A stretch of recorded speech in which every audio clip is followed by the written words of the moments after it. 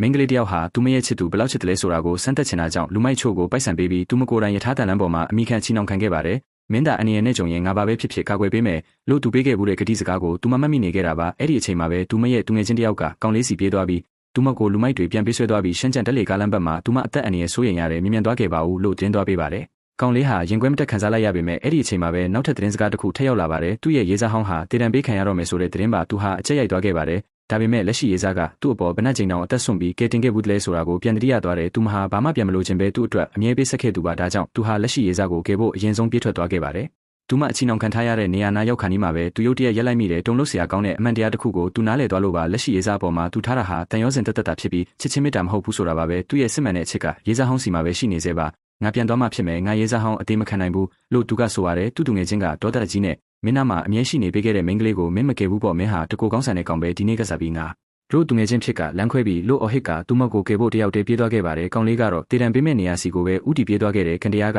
သူ့ဘက်မှာရှိနေတာမို့သူဟာအချိန်မီရောက်သွားပြီးရေးစားဟောင်းကိုကယ်တင်နိုင်ခဲ့ပါတယ်အဲ့ဒီအချိန်မှာတန်လန်းပေါ်မှာချီနှောင်ခံထားရတဲ့မိန်းကလေးကတော့သူမရဲ့ချစ်သူရောက်လာပြီးကယ်တင်မဲ့အကြောင်းနှစ်ယောက်သားဖက်လဲတကင်းရှိကြမဲ့အကြောင်းတွေကိုစိတ်ကူးရင်အိမ်မက်မက်နေတော့ပါသူမအသက်ပေးချရတဲ့သူကသူမကိုပြစ်ပယ်ပြီးတခြားတစ်ယောက်ကိုတွားခဲ့နေပြီဆိုတာကိုသူမလုံးဝမသိရှာဘူးမကြခင်မှာပဲအချက်ပြမီတွေပွင့်လာပြီးအရှင်ပြင်းတဲ့ယထာကြီးကသူမစီကိုဥတီမောင်းနေလာပါတော့တယ်အဲ့ဒီအချိန်ကျမှပဲသူမဟာရရဆက်ဆက်အစွန့်ပစ်ခံလိုက်ရပြီဆိုတာကိုသဘောပေါက်သွားခဲ့တယ်သူ့ကိုစောင့်ရင်းနဲ့ပဲသူမရဲ့နောက်ဆုံးမျက်ရည်ဆက်တွေဟာခြောက်ခန်းသွားခဲ့ရင်မဲ့သူရောက်မလာခဲ့ပါဘူးအဲ့ဒီဒေါသတွေကြောင့်ပဲသူမရဲ့ရင်ထဲမှာတခုခုနိုးထလာခဲ့တယ်သူမမရှိတဲ့ထူးခြားတဲ့ဆွမ်းအားတွေကိုအသုံးချပြီးအနှောင်ဖွဲတွေကနေရုံထွက်ကပုံစံအသစ်နဲ့ပြန်လည်မွေးဖွားလာခဲ့ပါတယ်အခုတော့သူမဟာတစ္ဆာမရှိတဲ့ချစ်သူကိုလက်စားချေဖို့ပြင်ဆင်နေပါပြီ